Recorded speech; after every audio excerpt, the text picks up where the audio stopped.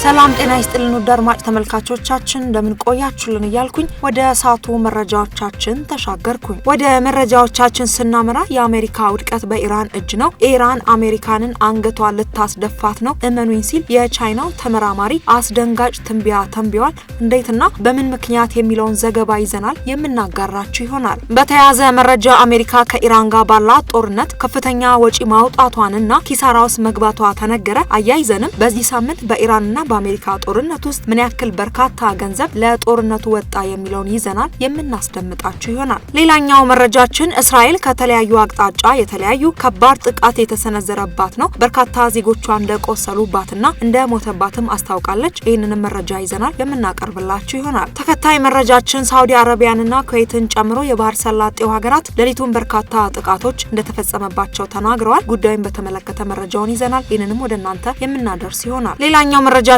የአሜሪካው ፕሬዝዳንት ወደ ሩሲያው ፕሬዝዳንት ወደ ቭላድሚር ፑቲን በመደወል አሁን ያለው ውጥረት እንዴት እንፍታው ሲሉ ተነጋግረዋል። ፑቲን እንደሚታወቀው የኢራን የቅርብ ወዳጅ ናቸው። ለኢራን ለአዲሱ ተሿሚ አጋርነታቸውንም አሳይተዋል። ፑቲንና ትራምፕ ረጅም ውይይት አድርገዋል። ምን ተወያዩ የሚለውን ይዘናል የምናቀርብላችሁ ይሆናል። ውድ አድማጭ ተመልካቾቻችን ኢራን በበኩሏ ለጦርነቱ ድርድር በምንም አይነት መንገድ ፈቃደኛ እንደማትሆንና እንዲሁም ደግሞ አንዴ ጀምረዋል እኔም ደግሞ በበላይነት ጨርሰዋለሁ ስትል ተሰምታለች ማለት ነው። ለእርስዎ ጠቃሚ መረጃዎችን እንደተለመደው ይዘን ተገኝተናል። ከእናንተ የሚጠበቀው እስከ ዜናችን ፍጻሜ ድረስ በትዕግስት መቆየት ነው። ታዲያ ለቻናላችን አዲስ ከሆናችሁ መሰል መረጃን በየሰዓቱ ለማግኘት ቻናላችንን ሳብስክራይብ በማድረግ የደውል ምልክቱ መጫን እንዳይረሱ። ቪዲዮ ላይክ፣ ሼር በማድረግ ይጀምሩ።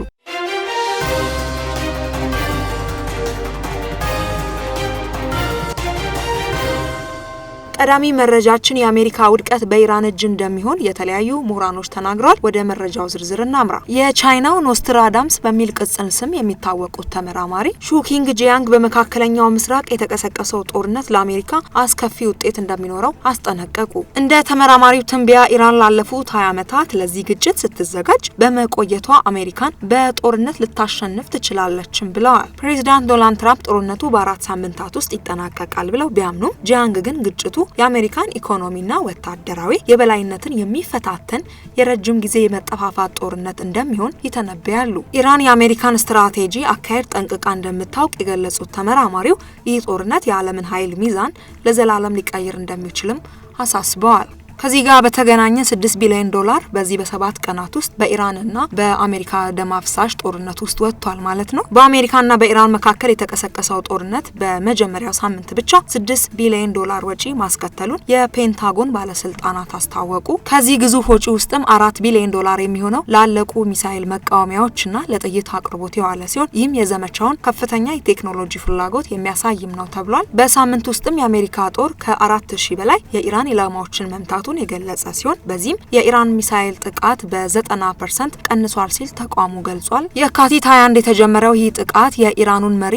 አሊ ካሚኒን ጨምሮ የብዙዎችን ህይወትም ቀጥፏል። ፕሬዚዳንት ትራምፕ ጦርነቱ በቅርቡ ያበቃል ቢሉም ኢራን አሁንም ግማሽ የሚሆነውን የሚሳኤል አቅሟን እንዳልተጠቀመች በገመቱ የአሜሪካ ህግ አውጪዎች ተጨማሪ በጀት እየጠየቁ ነው። እንግዲህ አሜሪካኖቹ ራሳቸው እንደሚሉት ከሆነ ኢራን አሁንም ግማሽ የሚሆነውን የሚሳኤል አቅሟን እንዳልተጠቀመች ነው ማለት ነው። በአሁን ሰዓት ደግሞ የሚያሳየው የአሜሪካ ኢኮኖሚ እንግዲህ በጦርነቱ ምክንያት ከፍተኛ ወጪና እንዲሁም ደግሞ በርካታ መሳሪያዎች ዶጋመድ ሆነውባታል። ስለዚህ የቻይናው ተመራማሪ እንዳለው የአሜሪካ ውድቀት በኢራን እጅ የሚሆንበት እድል እየሰፋ ነው ማለት ነው። ነገሮች በዚህ ከቀጠሉ እመኑኝ አሜሪካ በዚህ ጦርነት ከተሸነፈች እንግዲህ የተለያዩ ባላንጣዎች ወይም ተቃራኒ ጎራ የሚሰለፉ ሀገራቶች ሳይቀሩ እንደፈለጉ ነው የሚፈነጩባት ማለት ነው። እንግዲህ የተለያዩ ምሁራኖችም ይህንን መረጃና የተለያዩ ያሉትን እውነታዎች ዋቢ በማድረግ እንግዲህ አሜሪካ ቶሎ ብለሽ ከዚህ ነገር እጅሽን አውጪ፣ ጦርነቱን አስቆሚ እያሏት ይገኛሉ።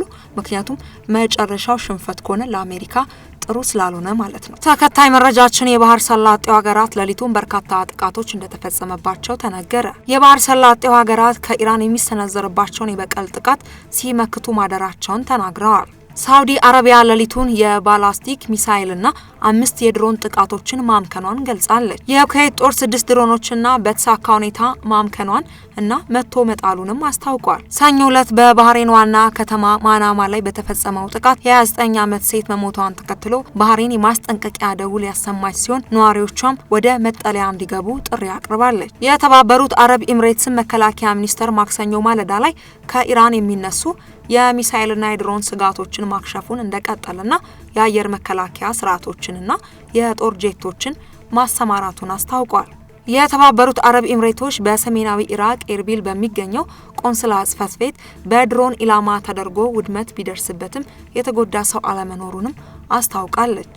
ሌላኛው መረጃችን የእስራኤል ቁጣ በአዲሱ የኢራን መንፈሳዊ መሪ ሹመት ላይ ለምን የሚለውን መረጃ እንመልከት። የኢራን መንፈሳዊ መሪ የነበሩት አሊ ካሚኒ መሞታቸውን ተከትሎ ልጃቸው ሙጀታባ ካሚኒ መሾማቸው የሚታወስ ሲሆን እስራኤል ለዚህ ሹመት ጠንካራ ተቃውሞም አቅርባለች። የእስራኤል የውጭ ጉዳይ ሚኒስቴር ባወጣው መግለጫ ልጁ አባቱን ይመስላል በማለት ሙጀታባ እጃቸውን በደም የጨቀዩ ጨካኝ አምባገነን ናቸው ሲሉ ገልጿቸዋል። አዲሱ መሪ ከደህንነት ተቋማትና ከእስላማዊ አብዮታዊ ዘብ ጋር የጠበቀ ግንኙነት እንዳላቸው ይታወቃል። በሌላ በኩል ቻይና አሜሪካና እስራኤል በአዲሱ መሪ ላይ ጣልቃ እንዳይገቡ ማስጠንቀቂያ ሰጥታለች። እስራኤልም የፈራችው ልጁ ይበቀለኛል በማለት ነው ሲሉ የተለያዩ ምሁራኖች የተለያዩ ሀሳብ አስተያየታቸውን አስቀምጠዋል። በሌላ በኩል ያለን መረጃ ፕሬዚዳንት ትራምፕ ከሩሲያው ፕሬዚዳንት ቭላዲሚር ፑቲን ጋር በጉዳዩ ላይ ውጤታማ የድምጽ ውይይት ማድረጋቸውን ገልጸዋል። የመጀመሪያው ነጥባቸው የኢራንን ቀውስ በአጭር ጊዜ ውስጥ ለመፍታት በሚያስችሉ ስትራቴጂያዊ መፍትሄዎች ላይ መክረዋል። ሁለተኛው ነጥባቸው ሁለቱን ሀያላን ሀገራት በቀጠናው ሰላምን ለማስፈን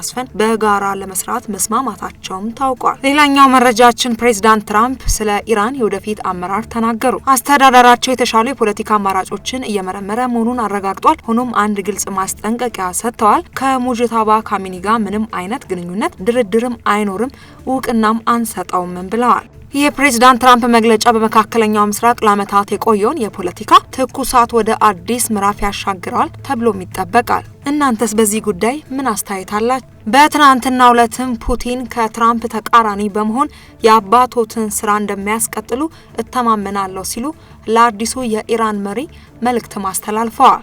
የሩሲያ ፕሬዝዳንት ቭላዲሚር ፑቲን ትናንትና ሌሊት ለተመረጡት አዲስ የኢራን ጠቅላይ መሪ ሙጀታባ ካሚኒ የእንኳን ደስ አሎት መልእክት አስተላልፈዋል። ፑቲን ሩሲያ ለኢራን ያላትን የማይናወጥ አጋርነትም በድጋሚም አረጋግጠዋል። ፑቲን የክሬምሊን ድረገጽ ላይ በወጣ መልእክታቸው እባክዎት የኢራን እስላማዊ ሪፐብሊክ ጠቅላይ መሪ ሆነው በመሾሞ ከልብ የመነጨ የእንኳን ደስ አሎት መልእክት ይቀበሉኝም ብለዋል። ፕሬዝዳንቱ ሩሲያ ለቴህራን ያላትን ድጋፍ እንዲሁም ከኢራናውያን ወዳጆቻችን ጋር ያለንን አጋርነት አረጋግጣለሁም ብለዋል። ታማኝ አጋር ሆነው ለመቀጠልም ቃልም ገብተዋል። ኢራን በትጥቅ ትግል የታገሰ አመጽ እየተጋፈጠችበት ባለችበት በዚህ ጊዜ በተረከቡት ከፍተኛ ስልጣን የሚወስዱት እርምጃ ያለምንም ጥርጥር ትልቅ ድፍረትና ቁርጠኝነት ይጠይቃል ሲሉ ለአዲሱ ጠቅላይ መሪ መልእክት አስተላልፈዋል።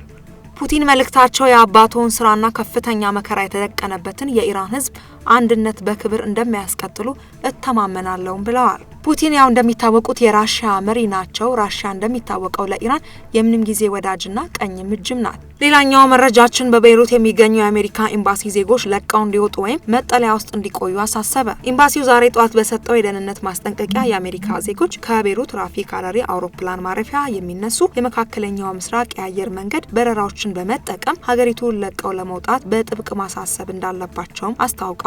ካለፈው ሳምንት ጀምሮ እስራኤል በኢራን የሚደገፈው ሂዝቦላ ኢላማ ማድረግ ከጀመረች በኋላ በቤይሩትና በደቡባዊ ሊባኖስ ተከታታይ የቦምብ ድብደባ እየፈጸመችም ነው። ውድ አድማጭ ተመልካቾቻችን እንግዲህ ለሳቱ ይዘን የቀረብንላችሁ መረጃዎቻችን በዚህ ተጠናቀቀ። ፈጣሪ ለሀገራችን ለዓለማችን ሰላሙን ሁሉ ያምጣልን። በሌሎች ወቅታዊና ትኩስ መረጃዎች እስክንገናኝ ድረስ በያላችሁበት ጤና ይስጥልን።